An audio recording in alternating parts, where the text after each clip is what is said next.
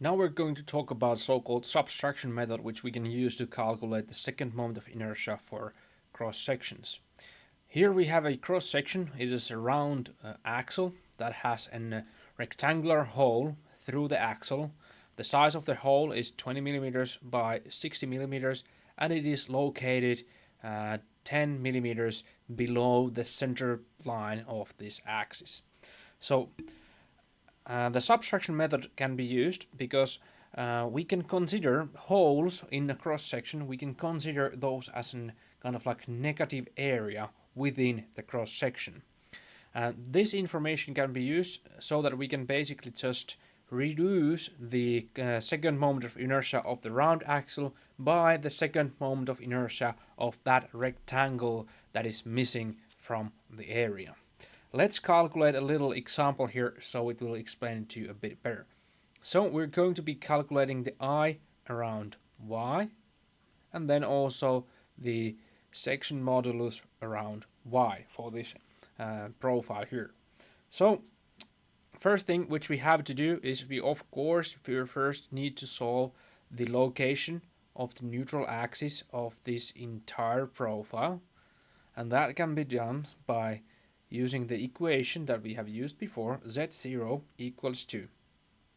First we calculate the cross-section area of the entire profile, pi times radius power to 2, and we multiply that by 60.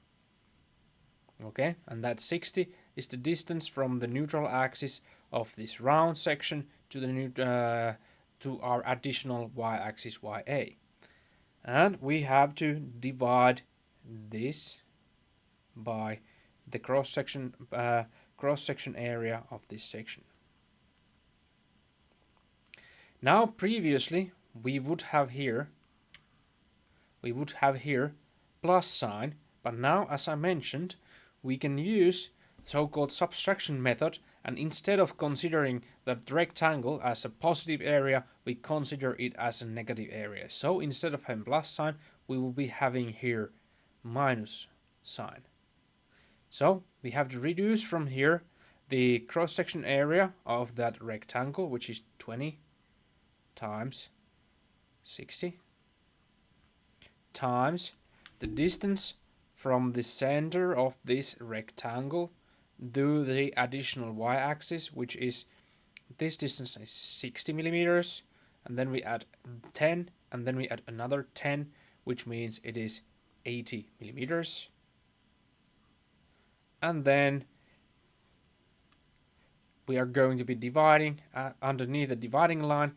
We also have here negative sign instead of the positive sign, and we have to reduce from here the area of that rectangle, which is 20 millimeters by 60. And when we calculate that one, we should get 57.6 millimeters.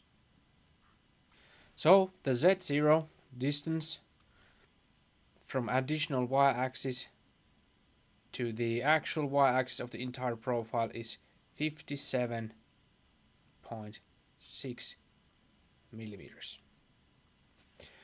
Now that we know the location of the actual y-axis of this entire profile, we can now finally calculate the second moment of inertia for the entire profile, and we do that by using the parallel axis theorem, which we have learned before. And just like with calculating the location of the neutral axis of the profile, we can use the subtraction method in here to calculate this one, and I will show you how it goes. So Iy equals to the second moment of inertia of the entire profile, pi times 120 diameter power to 4 divided by 64. This is the second formula for second moment of inertia of round axles. And then we have to add here the Steiner term, which is the area of the axle, pi times radius power to 2, multiplied by the distance of the neutral axis of this round part to the neutral axis of the entire profile, which is this distance here, and this one here, it is 2.4 millimeters.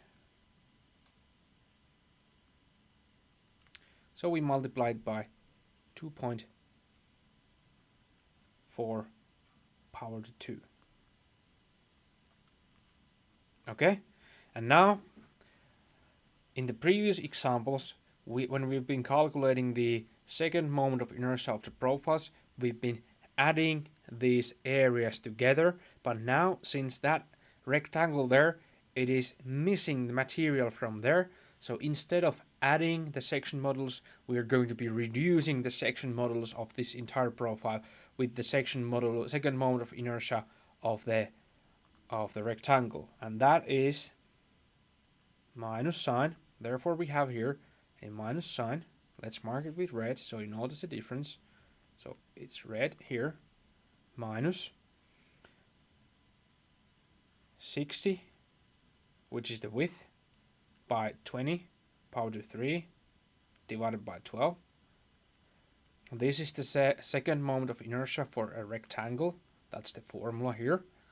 And then we have to add here the Steiner term, which is 60 times 20 times the distance of the neutral axis of this rectangle to the neutral axis of the entire profile, which is now 22.4. 0.4 power to 2. And now when we calculate, what we get from here is 960.2 10 to power 4 millimeters power to 4. And that's how you can use the so-called subtraction method. And now if we would calculate the section modulus, it will be just like before.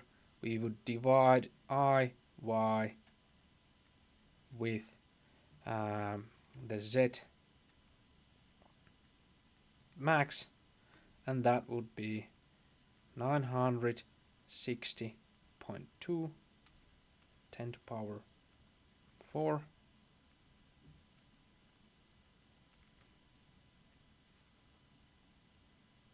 divided by the maximum distance here is now 62.4 millimeters.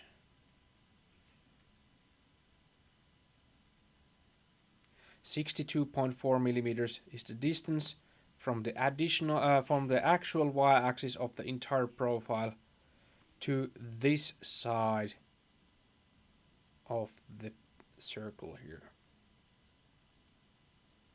This one here is 62.4 millimeters, like so.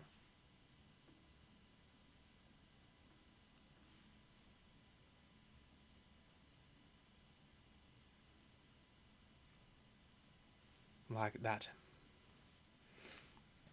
And the value in here would be 153.9 10 to power 3 millimeters power to 3. So that's how subtraction method works. Another example could be a profile like this one. We have here a rectangular profile. It is basically made out of 3 pieces of metal here. We have the side plates, which are 5 millimeters thick, and then we have these top and bottom plates, which are thicker, 10 millimeters. You could calculate this by dividing this into areas. You could name this as area 1, area 2, area 3, and area 4. And now you could calculate the section. You could calculate the second moment of inertia for each of these separately, and then add the parallel axis theorem, and that way calculate what is the second moment of inertia of the profile. Or you can use the subtraction method and calculate it by calculating first doing the IY by calculating the second moment of inertia of the entire profile, which is 40 millimeters by 60 millimeters power to 3 divided by 12, and then you would reduce from here the second moment of inertia of this internal section here, which is 30 millimeters by 40 millimeters power to 3 divided by 12. So now you know two different ways how to calculate second moment of inertia for different kinds of cross sections, and this one was the subtraction method.